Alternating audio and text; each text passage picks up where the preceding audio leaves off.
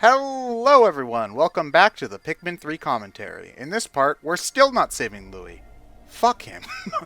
uh, and in this part, I believe we're getting pretty close to wrapping up the rest of the exploration in the Garden of Hope. There's a lot. I think Garden of Hope is, oddly enough, despite being the tutorial area of the game, is one of the most expansive areas. Mostly because there's a lot of different, side rooms that you can explore once you bring all of the different Pikmin back. They originally expect you only to have reds and rocks, but on this revisit, so many areas open up that you can spend a good 2 or 3 days just exploring those side areas before you go and fight the I boss. think part of the reason they did that is because this green foresty area, this grassy beginning area, is probably the most iconic environment look that Pikmin has. Yes, that's true. I mean, the Garden of Hope was the intro area for 1 and 2, so. Yeah, There's also an effect that it has where there are actually quite a few games that return you to beginning areas later on in the story with more abilities and open things up there or otherwise change things. It's an effective way to give the player a palpable sense of progress because you come back to this area and suddenly you're so much more powerful than you were before. Jack 2 did it with you break it into the prison you escaped from at the beginning of the game, halfway through, and you got all that's these guns. that's core Metroidvania design. yeah, it's the you're also same talking trick that about. Castlevania does when you fight one of the early game bosses as a normal mook later in the game. Yeah, it's a good way to highlight to the player that they've come a long way from where they started. Yeah, but one thing that I do like about this game, though, that they do is, in order to give the game these areas some visual variety, is just this, where they make it rainy.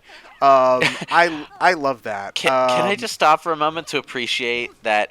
What's her name again? Her. Brittany? Brittany. She just one arm chucks both of her male coworkers halfway across the stage. These guys are jacked. Have you ever tried to lift another person? It's hard, especially if that person doesn't have any core strength like me, and so they're flopping around all over each other. That's where the phrase "dead weight" comes from.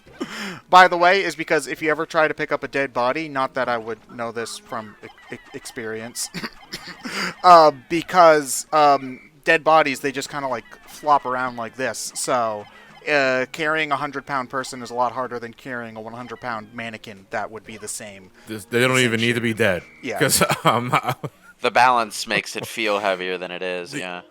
when my mom was recovering in the hospital, it was like 2 months after, and she was beginning physical therapy.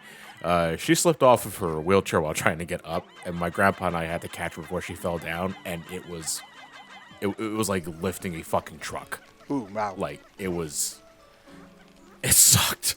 Oh, man. Yeah. She was laughing the entire way. I was like, "Fuck you!" I was like, "My arms hurt." Yeah. Now I should note here that I'm trying to do something extra. You don't have to get this. You don't have to get this secret file. It's the number 3! Yay! Today's Pikmin part has been brought to you by the number 3 and the letter L for Louis, you dolt. Adding those extra files, those optional pickups, was a pretty good idea, though. Because I think before this, the only things you really had to pick up were things that could get you more Pikmin and things that would get you more parts for your ship, or food in this case. The mandatory stuff, or not necessarily mandatory, but stuff that just added to the total of things you needed to complete the game. Yeah, this is, I will say, this is one area that I think Pikmin 2 does do better than Pikmin 1 or 3, in that some of the treasures you find upgrade your captain. Now, there are suit upgrades in this game, but they're separate items, so they feel a little bit more disconnected to what you're going. They're just random gachapons you find in the world, and it's kind of like, it's nice to have more fire resistance, but when are your captains ever dying in this game? Yeah, I mean, Pikmin 2, it is very likely that your captains will die because the dungeons in that game are still to this day BS. Having just replayed it for the Fun the Charity Room playthrough, and again, I'm trying not to shit on the game too hard. I still just don't get how people can find those fun, but you know what? Whatever. Not everybody likes the same things I like. But with that said, the captains, right, are not really dying ever in these games. But in Pikmin 2, it's a nice surprise and a nice reward at the end of a dungeon to get something that, like, oh, you can use your whistle to pluck all the Pikmin out of the ground. That's a neat reward. Or, oh, you can run faster, or whatnot. It helps when you're incentivized for going after extra shit for one reason or another. But it also depends on the kind of thing you do unlock collecting these things. Like, Yeah. these data files, like they build like lore. They're Yeah. they're just for like little fun little tidbits, and I enjoy that sort of thing. But it can kind of work in the opposite, where I kind of wish the reward itself was a little more fulfilling. Yeah. Well, that's That was actually one. That was it depends on the game. What were you gonna say, Luis? what I was gonna say is like, I like the data file specifically because it's something that you can determine for yourself whether or not it's fulfilling enough to go after, and that will factor into your decision making. I mean, obviously there are going to be some players who just go for everything because it's the principle of the matter, they have to be completionist. But with data files, it's very much like, how much do you care about learning more about the characters and story of this world? Well, here's this optional pickup that will enable you to learn extra things about the characters and story of this world. Yeah, it's the same sort of feeling I get from scanning crap in Metroid Prime, where you can play 90% of that game without ever needing the scan visor, but it's a nice option to have because, A, it can help with the gameplay if you're stuck on a boss or whatever, because scanning it usually will say, hit here, dumbass. And also, just scanning most of the data logs is really fulfilling because it's... the world in Metroid Prime is interesting. And I find that's very similar here, where there are like little helpful tidbits for new players in the data files, but also you get to see some of Captain Olimar's personality in the data files as well, which is something I felt was somewhat missing in Pikmin 2, where you don't hear from Olimar's perspective all that much in that game. You do have the treasure chamber, but that's kind of hidden away, and you don't really... You have to kind of look for that sort of stuff, whereas in the first game, I grew attached to Olimar as I played because of his diary entries. And having his character somewhat come back with these data files, I think is really, really neat. Not that Pikmin 2 didn't have charm, because I really do like the ship and the writing in that game, but it's just nice to hear specifically from the protagonist again as well. Yeah, that's a good part of what I was talking about. It's a little bit like I had something in mind and I lost it again. Ah. You did that mission in Tomb Raider early, and they took all your shit. It's a callback. I guess what I'm trying to say is that it's a lot more compelling to me to find that kind of stuff as the optional pickups in a game than, say, Breath of the Wild, where you're hunting down seeds and stuff. Even though it's kind of the same thing mechanically, the seeds, a lot of them anyway, present to you some kind of challenge that you need to overcome for this optional thing. And you see that it's there, and you decide whether or not you're going to go after it. But in... Well, I forget. The Breath of the Wild, did the Korok seeds individually give you anything? Like, you had to trade them into Hetsu in order to get... to expand your inventory. Okay. But you were able to do stuff with them, though. Yeah, the problem is that just due to Breath of the Wild's design, it could be 60 hours before you even find Hetsu.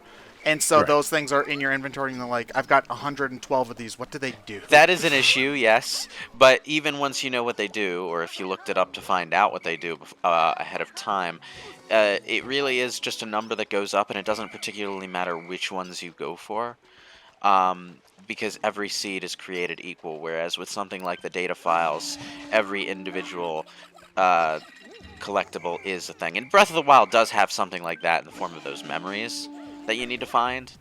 So Breath of the Wild kind of does both things at once. But Breath of the Wild also, to its credit, it also tries to diversify the kind of things you can find For example, like, sometimes it's exciting, ooh, a new shield, or sometimes it's like, oh, I didn't know there was a Korok seed there, and so on and so forth. It tries to give you lots of small things to be excited to find, as opposed to typically in a Zelda game, whenever you find something, it's fairly impactful. There aren't too many instances where in Zelda there's, the occasional chest with 20 rupees in it, whatever, where you're just like, whatever. But most of the time when you're walking through a dungeon, you're not excited to find things in the dungeon that aren't the big shiny treasure chests that are on the map. Yeah. So it's definitely, and I mean, granted, that's an issue some people have with Breath of the Wild, but that's also mostly because Breath of the Wild isn't really a Zelda game in the traditional sense. It's going for something completely different. And we'll see whether or not Breath of the Wild 2 tries to go for some of the more old Zelda feel. Or If we ever hear about it again. I mean, that's true, yes. Okay, because yeah, for the first time in like forever and a decade, Nintendo actually handled their long wait between games competently by announcing a spin-off when we already know a mainstream game is coming. Metroid, Yeah. take notes. But, Yeah. Man. So, I mean, I'm sure we'll talk plenty about me and my Hyrule Warriors addiction later, but it's still, I'm not sure I quite like the new formula they're going for with announce a game 2 months before it actually comes out. Yeah, it gives you no time to kind of prepare or think about yeah, whether or not you actually want a game. on the other hand, we have been complaining for a long time about game developers announcing their games way too goddamn early in their cycles. Well, the answer to that is not do the exact opposite and wait until the game's coming out tomorrow. I know. I think the few games that we've been getting where they announce it like a year in advance rather than 2 or 3 years. Six to 12 months is kind of that. Yeah, sweet spot. yeah. Those do a good job. Resident Evil 2, Resident Evil 3. We've been getting quite a few of those lately, and it feels good. It's just the right time frame for the right amount of hype. Yeah. But we'll see. I think they're trying. It was just one of those. I found it really weird when they were announcing Age of Calamity, where it's like, hey, it's been a year. It's been a year and about almost a half since we showed Breath of the Wild 2 was in development. Do you have anything to say about it? Fuck no. Here's the spin-off that's coming out in a month and a half. It's like, okay, Nintendo. I mean, at the same time, though, as somebody who's played far too many hours of the original Hyrule Warriors, this is certainly very interesting. Oh, I'm not saying the end result game-wise is bad. It's just one of those. Okay, so you announced Breath of the Wild 2 a year and a half ago, and you have nothing to say about it even still, but here's an announcement, a game you've never seen before, and it's coming out in a month and a half. Okay. Can we have Breath of the Wild 2? Nintendo, we have Breath of the Wild 2 at home. Breath of the Wild 2 at home. To be fair, to be fair to Nintendo in this case, they're not super experienced when it comes to making these big-ass open-world games, and since they're already building on the foundation of a game that they've completed, they might have overestimated themselves and assumed that they would be in a better place to announce things more quickly than they ended up being. So I will give them some leeway on that, on account of them kind of being new to the genre. Sort of. It's just one of those. It's a problem they've had before. Yeah, I know. And they like to say they don't. It's like, oh, we don't like to announce games too early. Constantly, announces games way too early. Well, it's only ever a problem with their Zeldas and Marios. They announce small games all the time that come out. It's like they really want these games to be well made and polished, but they're also a little slow to pick up on how much longer game development starts to take as the technology gets better. So it's been a little bit rough in that sense. Okay, on-topic, off-topic discussion coming up here. One of the fruits you can get in this game is an avocado. First off, I don't know if avocado juice is a real thing, and if it isn't, if it is, I should say, it's Google probably mobile. gross. They make it into a paste to spare on their avocado toast.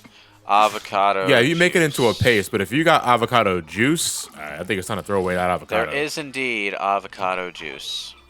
Oh, gross. Okay, but anyway, in this game it's called like scaly something or whatever. In Japanese, it is called Crocodile Testicle. Okay. I'm not Go joking. on.